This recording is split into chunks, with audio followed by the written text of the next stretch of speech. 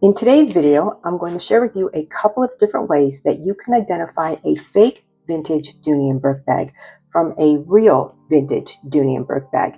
Now, I might not go over every nuance and every detail, but these are the specific things that I look at when I'm trying to determine if a vintage Dooney Bourke bag is a fake or if it's real. Welcome to the Velvet Muzzle, where we specialize in giving pre-loved vintage luxury bags a second chance. Some of these treasures we keep for ourselves, while others are available for purchase on our website at thevelvetmuzzle.com. So the bag we're looking at today is a vintage Dooney Bourke carrier bag. This bag is from the early 1990s. This one over here on the right is a fake, and this one over here on the left is the real one. This is supposed to be a dupe for this. Now, I will tell you that the carrier bag came in a couple of different sizes. This is more of the rectangular size. They do have one that is more of a square size like this one, but the similarities and differences still work for both bags, even though this is more of the large rectangular shape and this is more of the medium square shape. Okay, let's just start with the overall look and feel of the bag. So as you can see, this is supposed to be all-weather leather here with the British tan trim. We have the same thing over here, all-weather leather with British tan trim. Say that 3 times fast. We also have the turn lock here at the bottom. We have the handle at the top. We have the duck fob charm. And while I have them tucked in right now, because it's kind of irrelevant, is the crossbody strap. So they both have that as well. Okay, flipped over both bags, and we can see on the back that again, we have the all-weather leather, we have the British tan trim, and they both have a rear slip pocket. Now, if I just flip them up, you will see the bottom of, let me move this over here, of our fake bag has a panel of the British tan trim on the bottom, and then we'll grab our real bag. Our real bag just has the all-weather leather. So if you're looking at a carrier bag specifically, this is a dead giveaway. You should have all-weather leather down here and not British tan trim on the bottom like you do here. Okay, flipping them both back over to the front again. Another thing that you can notice on the front is we have this panel here of the British tan trim, and actually let me correct myself there on this one. This is actually called burnt cedar, this particular color, but just for simplicity's sake, I'm just going to call it British tan trim. Let's just go with like a brownish leather trim. Okay, so that way it kind of covers both. But if you're wondering what this color is, because it's really pretty, it's kind of like a darker creamy brown. This is called the burnt cedar trim. This is supposed to mimic the lighter color of the British tan trim. Let's just call it British tan trim, okay? No problem. Okay, so you see we have this panel here of the British tan trim. Here we do not have it. So that is another giveaway that this is a fake bag. Now, looking at the overall feel and texture and quality, you can tell here, I'm just going to open up this panel and lift this up, kind of tap on it a little bit, scratch it. It sounds like plastic, and that's what it is. It's fake leather, faux leather, probably like a polyurethane or some other type of PVC type of plastic, okay? Over here on this bag, which is real, we'll open this panel up, see if you can tell the difference. First of all, can you see when I move it, how flexible and pliable that is? Like, it's so nice, right? It's just luxurious. Does not have the same sound. It just sounds and feels real. Now let me see if I can do this both at the same time. So look at this, how I'm bending this. Can you see how stiff that is? Where this one is just like Jello. It's just like, oh, it's so nice and soft, and it's just pliable, right? So that's the difference there. You can really tell in the feel of the bag that this one's not leather and this one is. They're both supposed to be AWL, right? All-weather leather. Obviously fake, obviously real. Now, focusing on this duck leather logo patch, this is not leather. This is also, again, plastic, PVC, polyurethane, something like that. And you can see, hopefully this is picking it up and my light's not canceling it out. The wording here, Dooney Bourke all-weather leather, you know, pretty spot on with the words, but they're all rubbing off. So on a real patch, that's not going to happen. Also, the stitching here, this is correct in the sense that you've got the double stitching down here, and it's kind of like a yellowish white, but the patch is really more round and not so much oval, and I'll show you on the other one. So this is a fake logo patch. This one here, you can just see how everything is raised, and it's just so much more luxurious, and you can tell it's a little bit more oval. The stitching is real clean. There's no glue happening here. It's just really nice and luxurious. So this is another giveaway that this is a real bag, and this guy here is the fake bag. Okay, another thing that you can look at that is usually for me a dead giveaway is the hardware. So it's the type of hardware they use and the material that the hardware is made out of. So let's go ahead and look at our fake bag first. So here on this turn lock, I'm not sure if you can see it, but it's all like chipped and discolored here. If this were real brass, it wouldn't look like this. Now, if this was a real bag, and this had tarnish on it, which would be green or blackish, or it was dull, no problem. Brasso's going to get that off, and it's going to look brand new. It's going to look just like it did when it came out of Dooney. But this is all chipped and discolored. You can kind of tell it's kind of goldish and silver. This is a fake metal. Now, if we go up here to the top handle, it looks like they use like D-rings on this, which is about right. This down here, it looks like some sort of rectangular type of ring, which is not correct. Also, can you hear the squeaking? That is fake. So let's go over to our real bag. So even though this is scratched, you can tell that this is that beautiful brass color. This was tarnished and I cleaned it up. It was dull and it brought back the shine. This is also really heavy. So brass hardware is really heavy. These vintage Dooney & Bourke bags are heavy bags, especially if you have ones like the Essex bags with the feet on the bottom. Forget about it. Super heavy. You know right away it's a real bag. This one is light, like there's nothing to it. This one is solid. This is just a really luxurious piece from Dooney. It's nice and solid. Now, if we go up here to the top, here we can probably compare them this way. You can see that they used little brad-like things up here. These look silver. Well, this looks more gold, and you can see the difference here, how beautiful and sharp this gold is. They also use buckles here. This all comes off. You don't have the little nubs here like you have on this side, and you can very clearly see that these are D-rings down here. Okay, this is very distinct. They always use D-rings. They don't use all these other different types and styles of metals. Now, let's go to the side while we have it. Ignore the duck charm here for a minute. Hopefully it's not too zoomed in.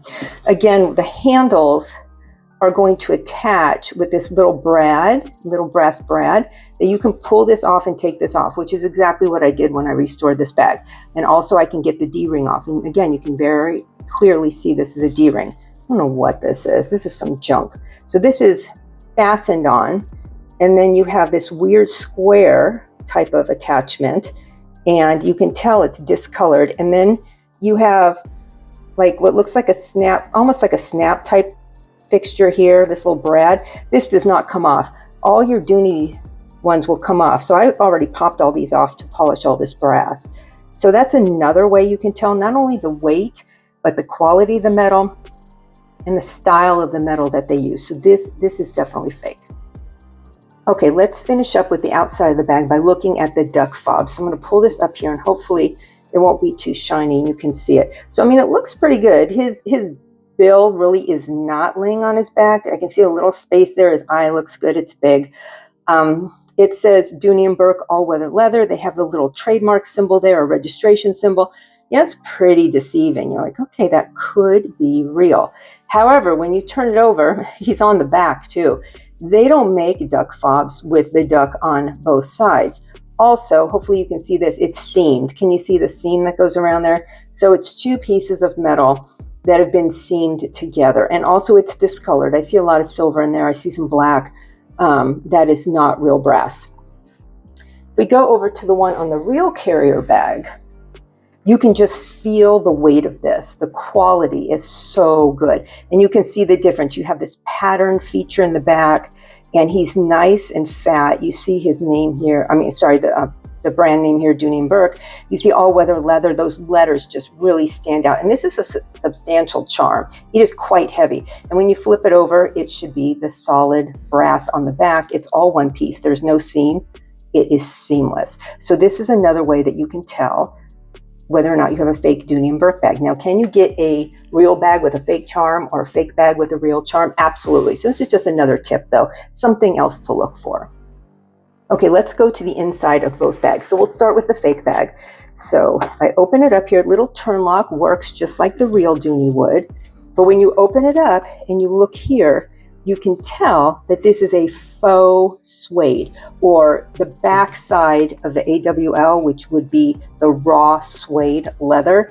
This is fake. You can also see the stitching here that came through. This is just really sloppy. This is not something that a vintage Dooney Bourke bag would have, and it wouldn't look like this. And I will show you how clean a real Dooney looks. So you can tell this is fake. This is not right. The way this is attached isn't right. The way these are is not correct. So let's go ahead and look at the real one. Flip that open. So first of all, when it opens, it just opens so soft and light and just smushy and pliable. So now you can see this is beautifully stitched here. It's attached very cleanly. These brads are brass and very nice. They're the back side, the screws, I guess, if you will, of that the flat piece for the turn lock.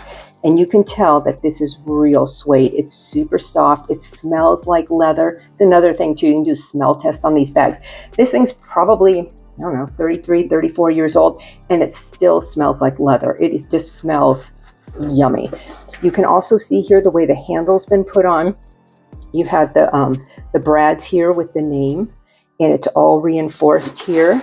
And if we go back to this bag, here's your handle. Okay, and you go here and you're like, how is that even attached?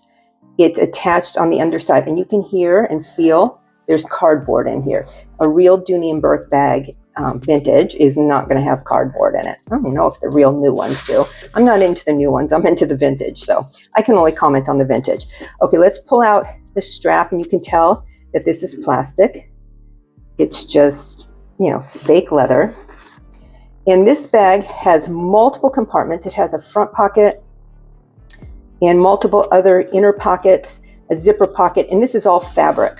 So I can pull this out and you can see it. This is all fabric. So vintage Dooney Bourke bags did not have fabric interiors. This is also fabric on the inside of the front pocket. So if we go over to this bag, and I will open this up for you, this does not have a front pocket. So we know that the carrier bags did not have a front pocket. So that is one of the things. I have this all wrapped up. Let me just undo it here. You can see the inside of this bag. It smells so good. Okay, we'll just leave it like that. It's good enough. You can see it. This strap is very pliable because it's all leather. There's no seaming. It's just beautiful.